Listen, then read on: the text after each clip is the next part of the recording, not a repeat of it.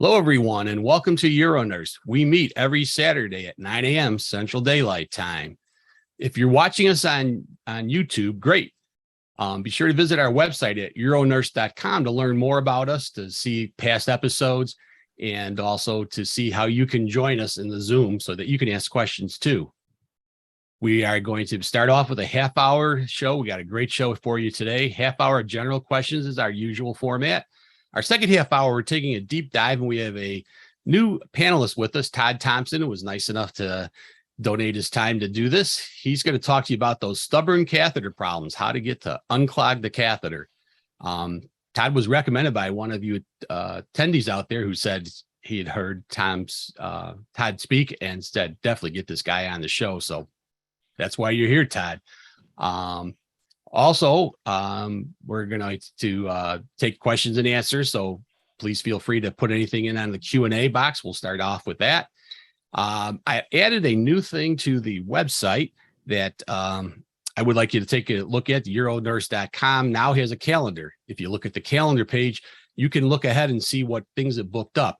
One of the great things that came out of this meeting is I was able to talk to a lot of the experts from SUNA.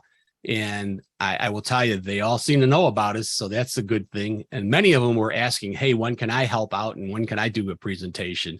So I booked some of that talent. I've got more talent coming on board. We've got a lot of fun things to look forward to. Just a sneak peek. Next week, we are going to go into our second part of the erectile dysfunction talk. So be sure to join us for more information on erectile dysfunction. And at this point, I'm going to let the panelists introduce themselves. Let me just remove my spotlight. And anybody that I'm Vic Sinise. If you don't know who I am, I'm the host of the show. And I'm going to start out by letting Todd tell us a little bit about himself. Todd, go ahead. Good morning. My name is Todd. I'm a nurse in Tucson, Arizona. I work for the Veterans Department, and I focus on complex medical patients in the home. I work with home-based primary care, and so I primarily deal with long-term urinary catheterization of homebound veterans. Great. And glad to have you join us today. Lori, again, for those that don't know who you are, be sure to unmute yourself and let us know who you are. I've been here from the get-go. My name is Lori Atkinson. I've been in urology for 24 years. I'm certified in urology, and I work for Northwestern at Delnor in Geneva, Illinois. Great. And then last but not least, John Lynn, let us know a little bit about you. Pleasure to be here. Thank you for having me again. I've actually been lurking in the background since the first episode of EuroNurse. I've been very interested in it, and I'm looking forward to bringing value to everyone today. I'm a solo practice urologist in Gilbert, Arizona, and I look forward to just bringing some information and sharing what I know. All right, that's great. All right, so be sure to start putting any questions that you have for the first half hour, or we'll just run through till we run out of questions. I did have a comment from Rebecca. She loves the catheter circle. Hey, that's in our logo. Believe it or not, and I'm not a designer, but I designed all the stuff that you see showing up as far as logos, etc. And hey, someday, who knows, maybe we'll have merch. So with that circle. I actually ordered, I haven't gotten them yet, but I did order some shirts with the logo on them so I can wear an official EuroNurse shirt. So look forward to maybe some merch. All righty. If we don't have a question, I've got some follow-up stuff that I was thinking about. So I went to the meeting, and of course I attended some erectile dysfunction talks, and a few things that I think I left out of my first part, which for those that weren't there, was about the medications. I've got a few statements here. So one thing I forgot to mention is finasteride. Patients come in complaining, hey, I'm having erectile dysfunction. Look at their medications. We mentioned that, but I don't think I had mentioned, but it's 7 to 8% risk from the use of finasteride. Anybody else see any of that with their use for ED? John, any thoughts? Well, I think, the thing is, a lot of these guys, when do people usually get on finasteride? It's usually when they're older with an enlarged prostate, right? So a lot of them already have underlying cardiovascular disease, and they already have some form of erectile dysfunction. Can that ED be worsened with finasteride? Of course it can. But in my situation here where I've seen these patients, they come in a little bit older, they already have pre-existing ED, so it makes no difference to them. They already had ED.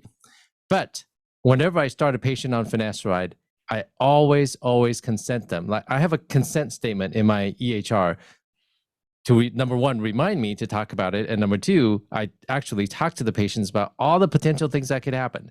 Like breast enlargement, you can't donate blood.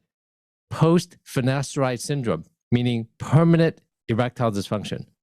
So these are just some of the things that I cover with whenever I prescribe a 5-alpha reductase inhibitor. Yeah. I think that's a good point. That's why I thought it'd be nice to circle around and bring that back up. Here's another one that I forgot to mention. And it actually was a little different than what I had originally thought about. So the retinitis pigmentosa, I know back originally when it came out, that was a contraindication to the use of the PDE5 inhibitors. Now it's actually contraindicated, but can be used, or not contraindicated, but can be used with caution. So a little change from the original. And I guess the rationale for that is the retinitis pigmentosa is a PDE6 issue. They have a lower number of that. And the early PDE5, such as the Viagra, although it blocks PDE5, it blocks other things, including PDE6. So that was the reason for that. But I was surprised to hear that. I forgot to mention, I was thinking to myself, I should have mentioned retinitis. And then I'm like, oh, wait a second. Now it's actually not actually contraindicated. It can be used with caution, probably using it with the more newer drugs. Lori, have you had any thoughts on that? Or I actually had no idea about that, to be quite honest with you. Had no idea, new information. Good. Again, folks, if you have any questions or concerns or comments, feel free to put those in the Q&A. I'd like to welcome all of our attendees. We've got somebody on the phone. That's great. Claire, Diane, Emily, Katie, Leo, Melanie, Neil, Rebecca, Rhonda, Robert, and Susie all joining us today. I see a lot of names that I've seen before, so we're looking forward to a great meeting. Let's see. Doc, I got a question for you. With the finasteride, is the erectile dysfunction goes away if they stop the finasteride? You'd have people that would prefer to do that, or it can be permanent? It's permanent. That post-finasteride syndrome is permanent erectile dysfunction. And that's for anybody. They don't have people that discontinue it and get their. Of course you do. Of course you do have patients who can regain erectile dysfunction, but post-finasteride syndrome is permanent erectile dysfunction. I always give that little caveat whenever I prescribe a 5-ARI, even though it's easy to prescribe just like another medication. Most patients don't have any of these side effects, but still. And what's the incidence of that? You know what? It's pretty low. Oh. Yeah. I do have a question from Leo, and the question is post-ED syndrome, I think referring to what we were just talking about, is dutasteride versus finasteride any difference? John, do you know any? I treat both because they're both in the same class, 5-ARIs. I treat them both. If I prescribe dutasteride, Jalin, finasteride, I always give that same caution. And, yeah. I would assume the hair product also has the same issue. Although at a lower dose, I'm not sure how that, just like, do I see a drastic reduction in PSA when someone's been on low dose finasteride? I haven't seen that. So I don't know if you can translate that low dose used to that high dose, higher dose, 5 milligrams. Whether it's a dose related. Yeah. Yeah. I'm not sure if it is. Still, it's got to be frustrating to have all that great hair and not be able to get an erection. Yeah. All righty. Since I don't have a question, I have another one that I forgot to mention. So PDE5 inhibitors work better on an empty stomach, especially with Viagra. So the that was always something I caution patients. Best have everybody wants to go out and have a nice dinner and then sex afterwards, but the dinner can slow down the effect of the Viagra. Now, I think some of the newer ones are less dependent or less requirement of having a empty stomach. Any thoughts from the audience or from the panelist? Wasn't it fat that was the problem, not empty stomach? It was primarily, so a low fat diet was Low fat. okay. So Yeah. go out and have a salad with your date.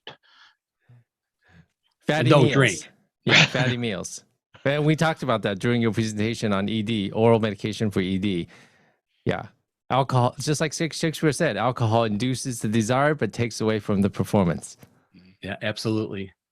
Emily sent a question in. For patients who are on a GI tube, is there any other alternative medication for ProScar?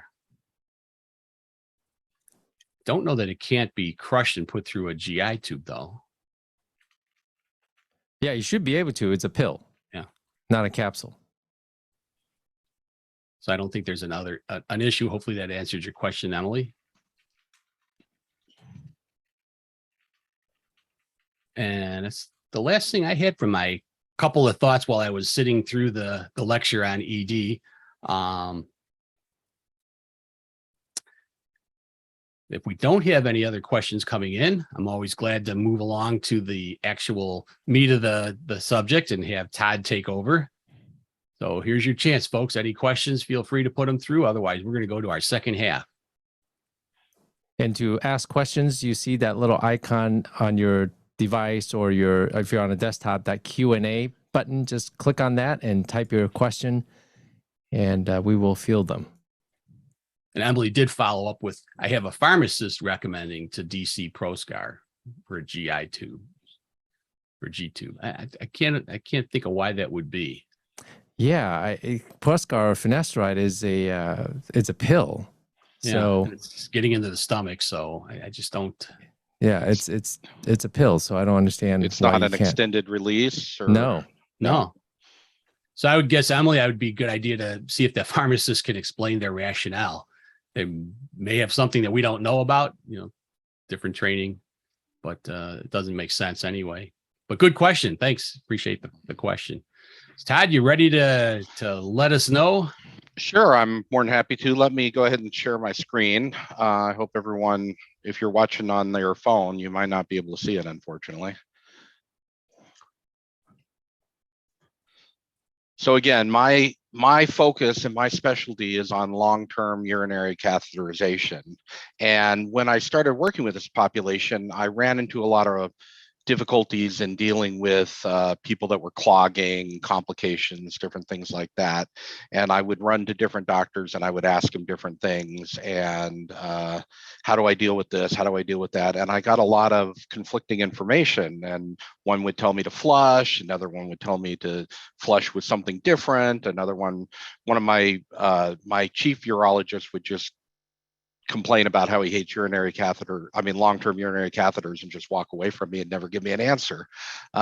So I decided to just see if I could do some research and kind of work on figuring this out. So one of the first things to remember is that when a person has a long-term urinary catheter, we're fundamentally changing the way that the urinary system works. And so all of the anatomy and all of the physiology kind of goes out the window, and we got to kind of rethink how we look at how the urinary system operates. So the normal function of the bladder is to fill and to flush and fill and to flush. And this has a protective mechanism of preventing urinary tract infections, urinary stones, different things like that. And when we put in a catheter, we're not allowing that system to happen. And we're actually creating a little bit of a swamp in the bottom of the bladder of about 20 to 50 cc's of urine, sometimes more, sometimes less. The other thing is that the catheter itself is an inert object that allows biofilm to grow on it. The lining of the bladder should protect against biofilm, doesn't allow it to adhere. And when you put a catheter in there, then it's a perfect environment. And the catheter itself can irritate the lining of the bladder. It can cause irritation, cystitis, mechanical injury. And another thing I didn't quite think about was that the catheter itself prevents the prostate seminal vesicles from draining. And so my recommendation, I'm just going to say it now, is that when you have someone that has a long-term urinary catheter, you should actually leave the catheter out for about an hour. in between catheter changes to allow those seminal vesicles to drain. So what I do is I now pull the catheter when I first see the patient, and then right before I leave, I put it in to allow the urinary system to kind of relax a little bit. So let me show you a case study of one of the patients that I work with. I had a 90-year-old with a 16 French hydrogel suprapubic catheter. He was actually flushing with 20 to 30 cc's of vinegar twice a day, and he was still clogging about every 12 to 16 days. His outpatient provider was giving him antibiotics pretty regularly because he felt like he had a UTI, and he was going to the ED pretty often for clogged catheters, despite the home health nurse changing it about every 2 weeks. And this is actually a picture of the catheter when I removed it from him. You know, one of the main things to think about is whenever you're dealing with any complication with a catheter is to stop using the catheter. And often catheters are placed for inappropriate reasons. Patients have conditions that change. They no longer require a catheter. And when you're dealing with long-term urinary catheterization, you'll get these patients that'll come to you and they have the catheter, and they'll talk and say, hey, you know, we're having this problem with the catheter, and I'll ask the doc, why do they have it? And sometimes they would just tell me, I don't know, they came to me with it. And so we need to challenge, do they actually need a catheter? And think about, can we do intermittent catheters, external catheters, incontinence management supplies? So always challenge, does this patient need a urinary catheter? I've had situations where they were placed for wound care needs or post-urinary retention from being in the hospital, and then the catheter just never got pulled, and they've had it for years. So whenever I deal with a patient that has a chronic urinary catheter and I'm trying to figure out why they're clogging, I always kind of do a chart review, see what kind of care they're doing. I like to interview the patient caregivers about their catheter care. I kind of like a UA culture and sensitivity, and I'm not exactly wanting to treat with an antibiotic, but I actually like to know what the actual bacteria is, because there's different strategies dealing with different bacteria. And I also like to know the glucose, protein, pH, those type of things, which helps me come up with a strategy. The problem with urinary, getting a culture and sensitivity is that you have a lot of docs that just want to treat whenever you get that culture and sensitivity. And so you need to be able to prove that you're not going to treat, put a addendum on it or something saying that this is just confirmatory, not for treatment. And the last thing that I do is that I like to cut open the catheter and check for incrustation on the inside and the outside. A catheter is not a black box. We can cut it open and we can actually see what's happening here. And this is a picture of me actually kind of cutting it open. I used to actually remove the catheter and sneak it outside. And this is actually a picture of my car. And I would cut it open and examine it and take pictures of it kind of in secret. But now I actually do it at bedside because I find that the patients actually learn a lot. And it's a teaching tool because you can say, this is what's happening in the catheter, and we're going to try these interventions, and then we're going to look at it in a period of time, and we're going to compare the old picture to the new picture and kind of see how it's done. So I actually do it at bedside now. And I use a catheter dissection kit that I put together. Basically, it's just some pair of serrated scissors. They work best, and some forceps and some tweezers. And, a simple way to check it is just to cut it diagonally through it a couple times to see how clogged it is. And if you really want to examine it, you can cut it lengthwise and get a better example. Definitely don't be a wimp when you do this, okay? And you learn a lot. You learn a whole lot, and it gives you a good technique in order to use to know where they are and what your interventions do. Okay, and don't be a wimp. If you don't want to do it, maybe you could train an MSA or someone to do it. So what do I see when I open up a catheter? Basically, what I see is biofilm, right? And biofilm is one of the most powerful or difficult things to deal with in urinary catheterization. It is a very what am I trying to say? It's a very protective mechanism, because what you're doing is you're having bacteria adhere and it forms a microcolony, and this microcolony can be multiple different bacterias that work together to gain nutrients and to get rid of, to protect itself with like a slime layer. Antibiotics don't penetrate it, and it can be incredibly protective. Okay, so you can see kind of the process of the biofilm formation right here. So here are actually good examples of biofilm on a catheter. The one that I showed earlier that I cut open on the hood of my car was a 59-year-old with ALS, had a chronic indwelling catheter with multiple hospitalizations. You can kind of see the little chunks of slimy biofilm on it. Nurses used to tell me that what was clogging was the islets, but when I actually started opening it up, it's more common to clog right below the balloon, like 2 or 3, about a centimeter into the catheter or right below the balloon, and not the islets, because the islets are actually getting washed with urine all the time. We also have a 74-year-old with a suprapubic catheter that was clogging about every 3 weeks with biofilm leaking around the catheter, and this one is a real slimy one. So the other thing that when I open them up is that I'll see incrustation by urease producing bacteria. And urease producing bacteria like Proteus mirabilis actually results in the conversion of urine into ammonia. And so if you look at this chart, you can see where the Proteus mirabilis or something of that sort will break down the urea and create the ammonia. The ammonia causes the alkaline to rise up to about a pH of about 8 or 9, and it'll actually cause the natural calcium, magnesium in the urine to precipitate out and form incrustation. And that's where the crystal formation comes. A lot of people will say, what is the sediment in the bag? And often that is just this process happening where it doesn't form the crystals, it just forms the sediment, but it's basically the same process where you see that white powder or sediment inside the bag. So this is actually for the geeks out there, this is kind of the chemical process of the breakdown of urea into carbon dioxide and water and ammonia, rising that pH. And this is the Proteus mirabilis having food. When you look at how powerful things like Proteus mirabilis and Proteus vulgaris is compared to E. coli, it actually has 39 times more ability to break down urea. And so it's actually a pretty powerful bacteria to do that. So here's a couple examples of incrustation by urease producing bacteria. I just call them crusty catheters.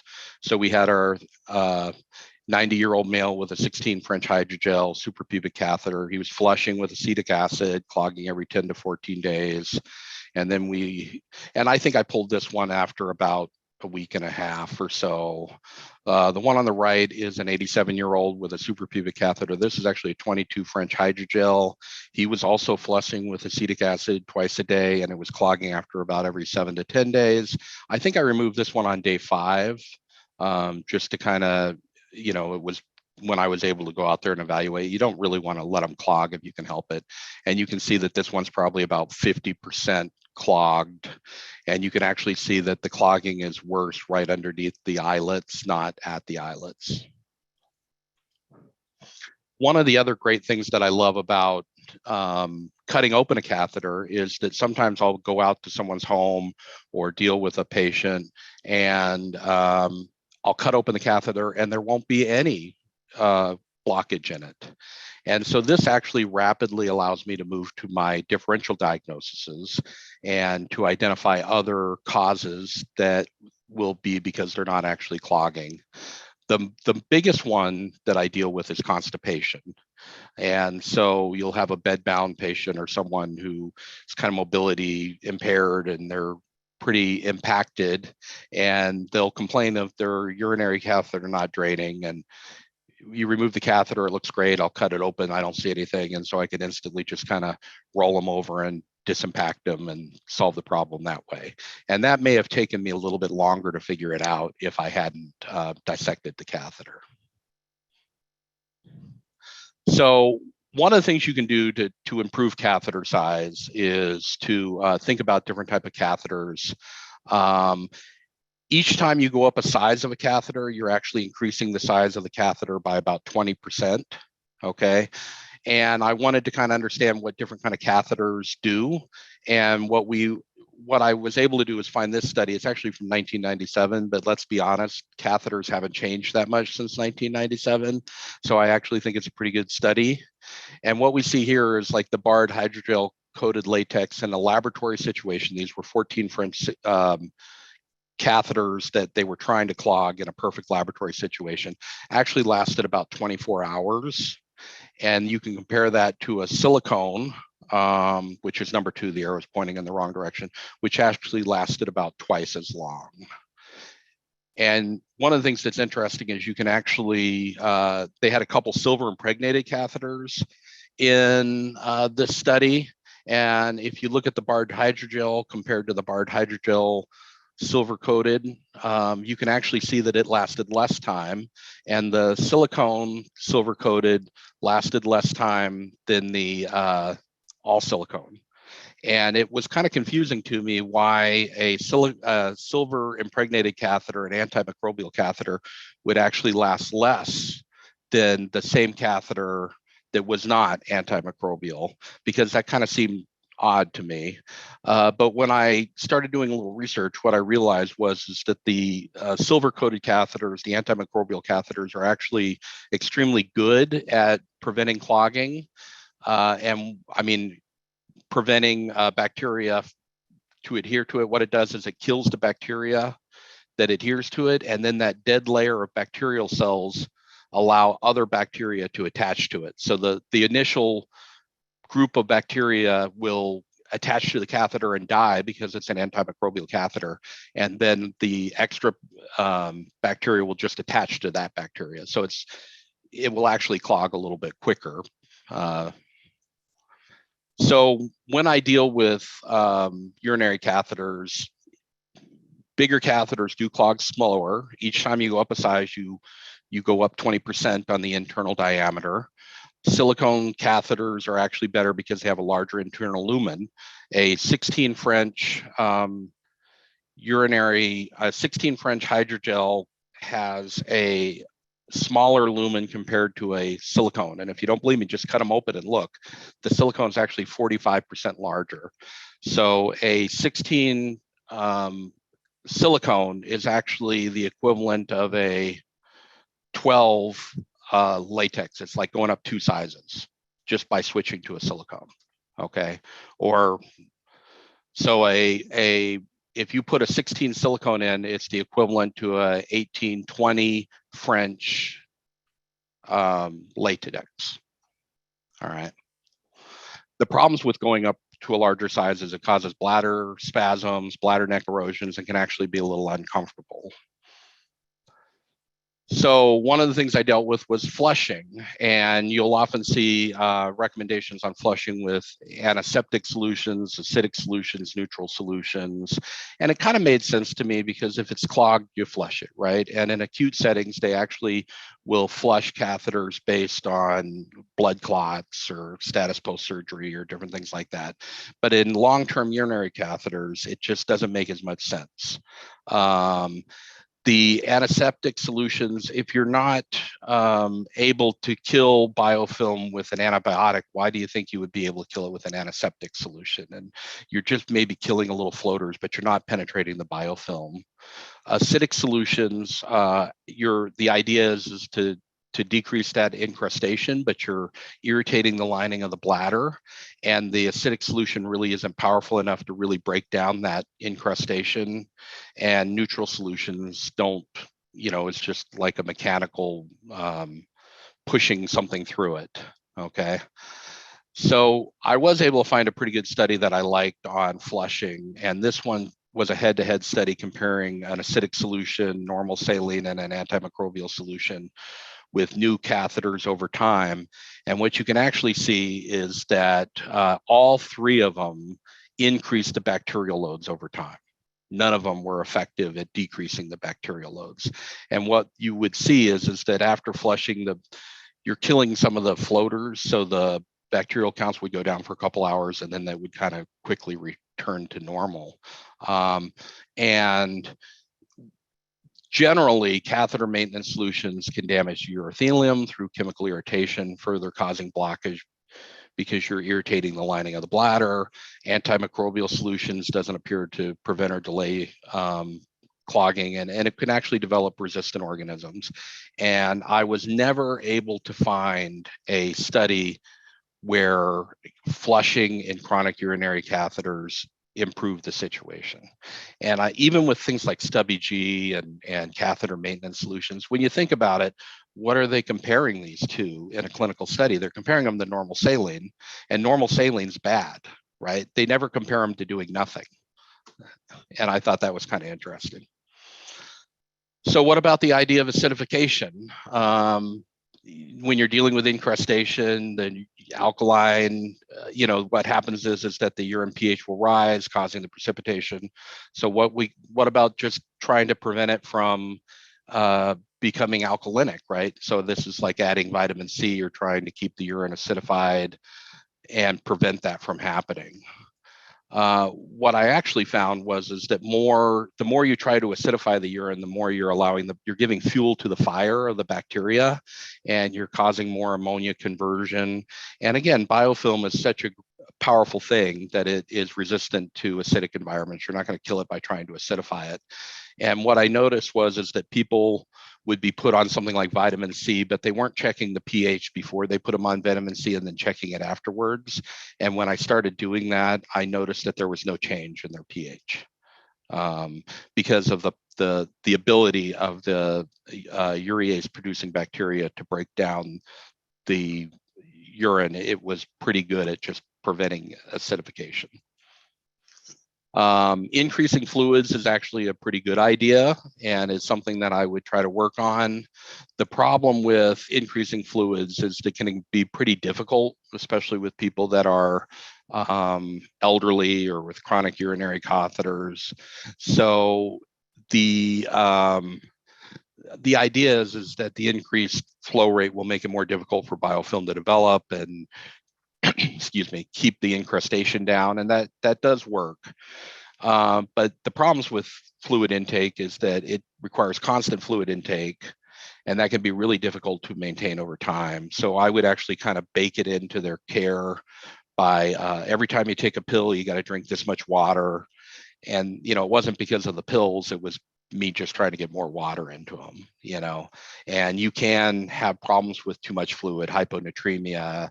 They can have CHF, can be contraindicated for a lot of reasons. And so it's a kind of a difficult thing to do, but if you can, it's good to go with it. So this is actually my big thing that I learned about, which was preventing incrustation by using a chelating agent. Okay, and a chelating agent retards spontaneous nucleation. So what we're doing is we're taking a substance, we're attaching it to the calcium magnesium and preventing the calcium magnesium from forming incrustations. Chelating agents are used in a lot of different areas in medicine, like if someone has lead toxicity, they can get a chelating agent to attach to lead and allow the lead to leave the body without attaching to other things. This is basically the same philosophy. So what we're actually doing is, instead of trying to prevent the ammonia conversion, instead of preventing the urine from becoming alkaline, what we're doing is allowing it to become alkaline and giving it something to prevent it from precipitating. And the best thing that we can use is citrate. And citrate is a common thing found in the diet. You can also give it as a pill with potassium citrate. And this is actually a list of different things that have citrate in it. And my favorite is actually lemon juice. I don't like to use grapefruit juice because it's contraindicated. I don't like orange juice because it often has calcium in it. So what I like to use is lemon juice. So when I'm dealing with that incrustation, what I do is I try to increase fluids and to give them some citrate in the form of lemon juice. And so I'll take a shot glass and some reconstituted lemon juice, and I'll tell them to take 2 or 3 shot glasses in a liter of water and drink it throughout the day. It's called homemade lemonade or lemon water. And then I will titrate to effect, by cutting open the catheter and trying different techniques. I can watch how effective it is, and we can kind of basically dial it in. And so what I do is, when I'm dealing with a slimy catheter, I have other kind of interactions. But when I'm dealing with a crusty catheter, that incrustation, what I'm trying to do is to increase fluids a little bit and to add citrate and titrate it to effect. So I've kind of developed my own catheter blockage algorithm, and I'm happy to email this to anybody who wants it. And this is my technique that I use when I'm dealing with incrustation. So the first question obviously is the catheter necessary? Remove it. Then I like to inspect the urethral or stoma, look for any type of irritation. I'm not talking about it in this thing, but another one of my issues is that there's a lot of latex sensitivity that can happen because a lot of the supply is geared towards latex. The number one catheters are latex, and I've seen a lot of people with stomal irritations or urethral irritations. I put in a silicone and it goes away. And I don't think nurses often think about this because when you pull your supply, it's all latex catheters. So if I see anything that makes me think of latex sensitivity or red irritated stomas or urethras, I try to switch them to a silicone. So then I pull the catheter and I will dissect it and take a look at it. If I have a incrustation catheter, then what I'm trying to do is to add the citrate and the fluids and try to prevent that incrustation. If I just have a slimy catheter, which is, E. coli or something else, I'm basically, why are they having so much of a biofilm in their bladder? And often it's other causes, high glucose in their urine, prostatitis or something else that is the causative factor. And so I'm looking for underlying causative factors. And then I'm obviously always trying to improve their catheter care. I'll try to increase size, change the type from a latex to a silicone, increase fluids, those type of things, just try to basically improve it. And so every time I'm doing a change, I'm just trying to get it a little bit better and a little bit better to the point where the catheter is lasting as long as I need to. And as a last resort, there's some medications, methalamine or something like that I can recommend, or I may consult a urologist as a last resort, and kind of go from there. So what kind of results have I had? We talked about the 90-year-old with a 16 French hydrogel flushing. We stopped flushing, which, believe it or not, can be pretty traumatic for some people because they get pretty nervous when you tell them to stop flushing. And I would actually have patients that would flush behind my back or something like that. But I've never had a problem with stopping flushing. Changed to a silicone, it added the citrate, and you can kind of see the results. And this gentleman is changing every 6 weeks. So this catheter is 6 weeks old. You can see a little bit of sediment in there, but it's a pretty clear catheter. Patient, 87-year-old with a suprapubic, 22 French hydrogel. I switched him to a silicone also. Increased fluids throughout the A, added the lemon juice citrate, and we stopped flushing. And this one looks wonderful. You could eat off of this catheter. It looks so good. So we had the 74-year-old with a suprapubic clogging every 3 weeks with biofilm. He had a lot of biofilm all over that catheter. And I have a wrong slide. So the leaking around the catheter was actually caused by irritation. It was actually resolved by decreasing a catheter size. He didn't tolerate a silicone too well. He did better with a latex silicone. And really the key to improving the catheter function was to get the glucose out of his urine. And once we improved his diabetes management, the clogging went away. And then we had a 59-year-old with ALS, chronic indwelling catheter, multiple UTIs requiring hospitalizations. Why does a ALS patient need an indwelling catheter? He was just incontinent. We got rid of the indwelling catheter, switched him to external catheters, and he never had a UTI again.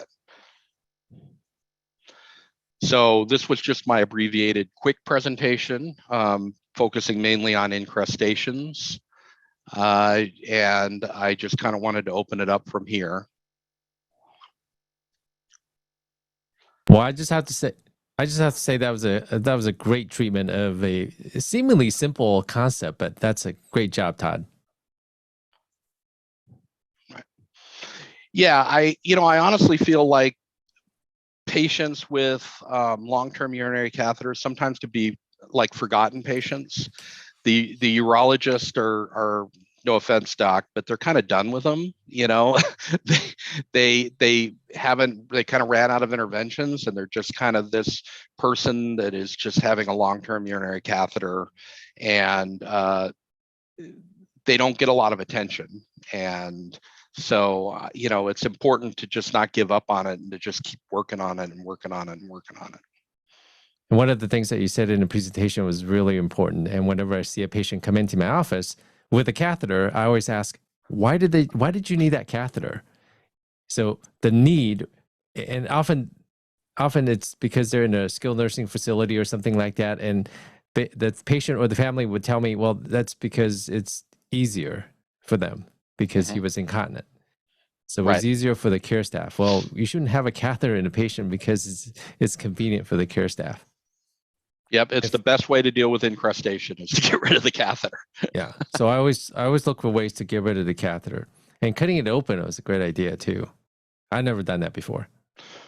Yeah, no, I call it reading the tea leaves, and and the problem is when you're not doing something like that, and you're trying to assess your interventions, what are you using to assess your intervention? But if you're cutting it open, you can actually take a picture of it, and then, okay, we're going to add some citrate, we're going to add some fluids, we're going to, stop flushing. And then the next time you're there, you can, hold up your phone and say, this is the picture of, last time we changed it, and this is what it looks like now. Good job. Right. Yeah. And it surprised me that, go ahead. I think that's huge. I'm definitely one of these. It's a visual learner, and getting the patient to buy into the whole process is half the trick. And I think that's an excellent suggestion, cutting the catheter open to show them, hey, here's your problem, because the patients hate it as much as we do having to come into the office. They never clog at the start of the day. They clog at the end of the shift. It's always the same scenario. They're coming in, they're uncomfortable. So I think that's a great idea. It surprised me that the silver impregnated catheters kind of ranked in the middle relative to clogging. And silicone, you said bar silicone worked the best, or one of the best. Yeah. So, this is mainly due to the construction of a catheter. And what happens is when you look at the inside of a catheter, let me see if I can pull up a cross section while we're talking here about it. But it's completely different construction. So the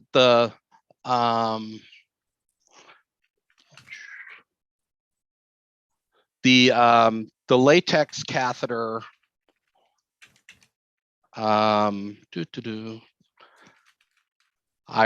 sorry, they only gave me 20 minutes to talk, so I cut out a lot of my favorite slides.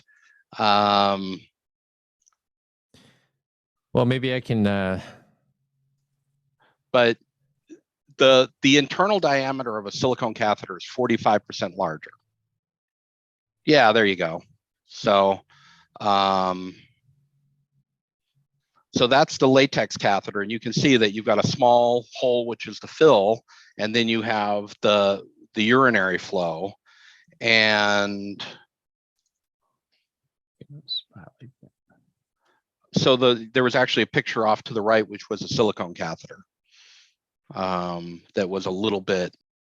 So the big thing is the outside is what the measurement of the French is. But That's the correct. inside diameter is larger on a silicon. There's less bulk Right. needed. Yeah. And so just switching to a silicone will allow it to last about 40% longer. Okay. And also, I think that silicone, latex is actually a big problem in the urology department, that people aren't thinking about latex sensitivities. If you look at like a G-tube or any of those type of things, they've completely eliminated latex from a lot of those products because of the problems with latex sensitivities. And but in urology, we just keep using these latex catheters. And I have had patients that have a suprapubic catheter with granulated tissue, hyperplasia tissue all over it, and they're burning it off every month. And I switch them to a silicone catheter, and it pretty much goes away. And no one was thinking about the fact that they were having a latex allergy or latex sensitivity causing that hyperplasic tissue for years. And they're putting them through that difficult procedure, put in 100% silicone, and they never had to get the burn it off again. So I guess Katie, the question with the silicone catheters, and I'm going to bring this out, they're more uncomfortable for patients. They're harder to pull, especially suprapubic tubes. When you use a silicone and you pull them out, it's not as easy as a latex. So I just wanted to ask you about that. Well, so what you're talking about is that a silicone catheter will cuff. And the cuffing is because the silicone catheter is not as elastic as a latex catheter. And so the balloon's inflated for a period of time. And when you deflate it, it can form ridges or speed bumps, essentially. And this is an easy thing from a nursing perspective to kind of deal with. And that is that I leave the syringe attached. And when I'm dealing with a little bit of cuffing, what I'll do is I'll just bump like a half a cc of fluid back into the balloon to break that cuff and allow it to come out. But if you think about the discomfort of a patient dealing with a latex problem or dealing with incrustation over the period of them having the catheter, or a slight problem with the nurse pulling it out, and a slight discomfort because they're dealing with cuffing, I really think it's better to deal with the catheter cuffing for that one brief moment than for the length of the time that the catheter's in and the discomfort it causes for the patient. And you're right, the silicone is a little bit more uncomfortable, right? And so there's a couple things that I can do. First off, you can decrease the size on a silicone, right? Because of that larger internal lumen, which will actually improve the comfort. Okay. The other thing I like to do is start people off with silicone with suprapubic so they don't know any better, essentially. Okay. That, you know, and if you can keep the silicone in for a little while, they'll get used to it. You know, I hate to put it that way, but it's just, in comparison to a latex, it's not quite as comfortable. But you know, having a catheter, indwelling catheter, is not comfortable. Having incrustation and chronic clogging is not comfortable. I've also, you know, will sometimes try to use a coude with a suprapubic, because the curve will sometimes keep it from banging so much into the wall of the bladder, as a way to kind of help with discomfort. Do you, I don't know if you talked about this, but do you ever change the catheters more frequently because of clogging? I mean, I used to have patients that would come in every 2 weeks as opposed to 4 or 6. So the strategy that I use is to measure the time that the catheter is clogging. So I'll take a couple of the times, and then I will try to change it a little bit earlier than that. Okay. But the great thing about cutting it open is you can see how clogged it is. And so what you can do is use that as a guide and say, look, this catheter is looking better. Let's go to 3 weeks. Let's go to 4 weeks. And just slowly kind of work out the amount of time. I'd like to share my screen again. Sure. Because Hold on, I got to jump up on While my. you're sharing the screen, I'm going to just bring up a comment that Katie Bortel made. Silicon is smoother on the inside, and I actually have some slides. I don't have them ready of looking at a catheter cut open with an electron microscope, latex one. And when you see the surface on it, it looks really smooth to your eye, but when you look under a microscope, it's not. And that's what they think a lot of the adherence comes from. Yeah, but the concept of the hydrogel is that it's supposed to create that water barrier, which is supposed to, it gets a little mushy, which is supposed to help with incrustation. And the silicone is slicker, and I do think that helps. But how much does it help compared to the fact that it's got a 45% larger internal lumen? That too, yeah. Okay. It helps. It helps for me as a urologist in clearing clots, getting rid of debris inside the bladder. This is a cutaway view of a bunch of three-way catheters, and you look at the silicone on the very far left on top.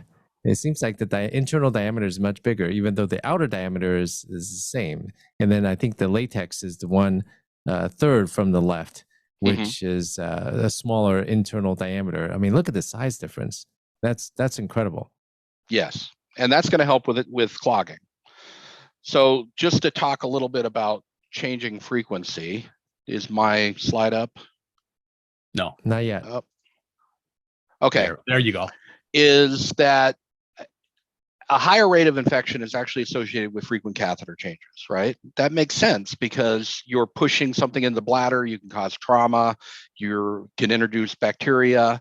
Every time you change a catheter, you're increasing the risk of urinary tract trauma, right? Because you're instrumenting through the urethra. And hydrogel catheters by manufacturer instructions are actually good up to 12 weeks. Okay, so if we're increasing the risk of infection, we're increasing the risk of trauma, and the catheters are good for up to 12 weeks, why do we change every 4 weeks? Do any of you know? It's called dogma. Exactly. It's called status quo bias. Yes, and it's also about money, believe it or not. The practice actually started because when Medicare under the periodic billing system created a rule where they could change catheters every 30 days, people started doing it every 30 days. Okay, so it's actually a billing thing. And when the billing people said, hey, we can get paid to change it every 30 days, they started changing it every 30 days. Okay, and it's not evidence-based at all. And me at the VA, we're changing them every 4 weeks, and we don't get paid through Medicare. Okay. So what is the best catheter changing frequency? For me, I think the catheters should be changed only when clinically necessary or per manufacturer's current recommendations. And that is actually if a doctor is going to have to write an order, that's the order I usually tell them to put in, not a regular changing frequency. And so what do I do? Usually when I get a patient, they start with every 4 weeks because that's what they usually come with me with, right? And so when I remove the catheter, I can cut it open, I can assess it, I can say, okay, we're going to do these things to improve. This catheter is looking pretty good.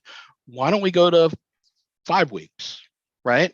Then I'll change after 5 weeks. Or if I'm dealing with incrustation, I might be changing every week or 2 weeks, and I'm doing the same process. And as I make interventions, I'm increasing the length of time, and then I'm assessing, improving. Okay, let's try 6 weeks. Hey, let's try 7 weeks, and eventually I'll get to a goal where we need to reach. And so in my program right now, the average time that we're changing catheters is about every 8 weeks. And sometimes that's based on the nursing situation where the nurse is going out every 8 weeks. And so it's good for them to get it to that. We have some people that are a little quicker, and I have one patient that is actually going 12 weeks. This is actually him. He sent me an email with a picture of his catheter that said that he wanted to share a picture of the catheter he just removed. It looked so good, he was going to go to 12 weeks. And he was posting this picture of the catheter on a spinal cord site. Interestingly, that's a silicone, and that's not a silicone catheter. No, it's not. And he was having some problems with the silicone, and he had had a latex for so long. And this guy has been catheterized for 25 years. And I really love silicone, and I try to move people to silicone, but there's just some people that aren't able to tolerate it for whatever reason. And he was having some spasms from the silicone. And it speaks to the importance of custom tailoring the treatment and the choice of catheters to the specific patient. that's absolutely true. And so it's kind of a trial and error technique, but you don't just assume that one catheter is going to be better than the other. I think it was a great point that you made about the catheter, how frequently they're changed, because I'd read some of that same information and switched patients away from that 4 to 6 week dogma training that most people had and just started pushing. Most of my patients were doing fine with 8 to 10 week catheter changes. Mm-hmm. And I think 12 week wouldn't be unusual. And they like it better because they don't want to come in the office any Right. more than, and I like it better because the last thing I need is 10 catheter changes on a normally busy schedule. So that's really, I think I found really out about that in like other countries. They would do them every 3 months. And Yep. when, here in the States, Yeah. we would tell people, oh, every 4 weeks, every month. And they get that in their head and they're like, oh, no, I can't go 5 weeks. No, I have to have it now. No, it's okay. No, And it's hard to and get through to that. it's a billing rule. We're doing Yeah. it because of billing, not Yeah. who'd ever because think of- money would have any influence on it, right? Yeah, right. Hey, before So- we this is a great talk, Todd. I really enjoyed it. I think you've got a lot more to share with us. So I'd appreciate if we can try to book another date to continue this discussion, because really a lot of good things came in. I do have a few comments from the audience I'd like to bring out here. Katie Bortel answered a question to the ProScar issue. One of the reasons you don't crush it is because it can absorb some of the medication through the skin. There's a protected coating on the pill, and it can irritate the stomach lining and release too early. So I was Since that unaware of question was initially asked, I actually did look it up. There is a film or coating around the finasteride tab, and it is recommended that you do not crush it or divide it. And the worry about systemic absorption is handling of the medication with bare skin by possibly a gravid female. And that medication can, if the baby's a male, then that medication can impact on the development of the baby. Yeah. And now Leo Ligon said, by the way, wanted to let you know, much appreciate the Yellowstone shirt that you have. I didn't notice that, but cut it open, silicone chelating, increased fluids. That was the bottom line he took from it. But a question: chronic suprapubic tube patients, usually on polypharmacy, what oral medications may increase urine calcium? So there's a lot of medications that can cause a little bit of problems, and it's not just urinary calcium. You can have plenty of calcium in your urine. It's the incrustation, okay, and that's the rising of the pH. But if you want to discuss with a pharmacist and ask them to do a pharmacy review, they're not going to know what you're talking about with incrustation, but they can do a review for stone formation, because essentially incrustation is the same process as an infected stone formation. And there are medications that can cause a little bit of problems with that.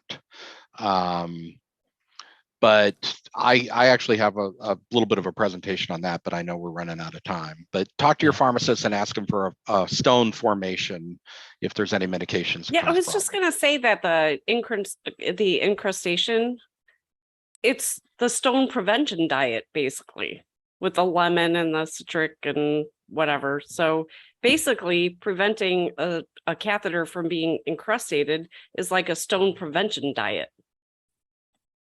Yeah, absolutely. Yeah. It's just understanding what's happening with a urease producing bacteria and how it works and what to do about it.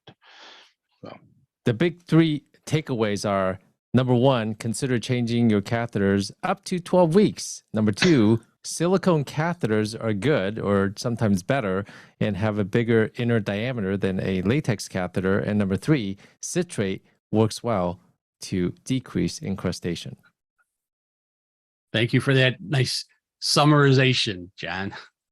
Thanks. All right, for all of you that have been attending here, if you want to continue the discussion, don't forget about the after party that will be open after this closes. Just click that button on the website.